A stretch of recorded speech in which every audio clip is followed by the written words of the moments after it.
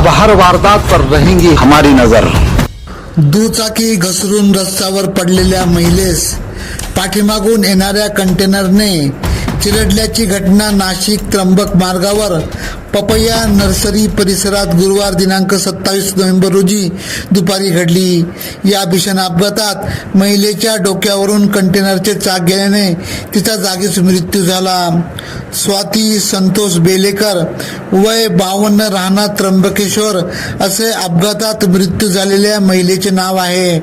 स्वाती बेलेकर या त्र्यंबकेश्वर देवस्थानात सुरक्षा रक्षक म्हणून कार्यरत होत्या। पोलिसांनी दिलेल्या माहितीनुसार स्वाती बेलेकर या गुरुवारी दुपारी दुचाकीवरून त्र्यंबकेश्वरहून नाशिककडे प्रवास करत होत्या। पपैया नर्सरी जवळील रोहित पेट्रोल पंपासमोर त्यांची दुचाकी MH15 KD 9372 घसरली व स्वाती रस्त्यावर पडल्या।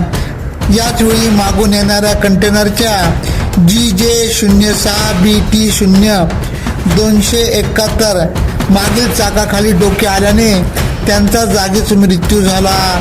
अपघातानंतर कंटेनर चालकाने घटनास्थळावरून पळ काढला। घटनेची माहिती मिळताच सातपूर पोलिसांनी तातडीने घटनास्थळी धाव घेतली।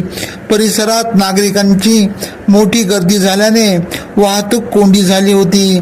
सामाजिक कार्यकर्ते यांनी पोलिसांना मदत करत कंटेनर चालकासह नियमाचे पालन न करता वाहन चालकावर कारवाई करण्याची मागणी नागरिकांनी केली आहे। AKP न्यूज साठी ब्युरो चीफ अनवर खान पठाण, नाशिक।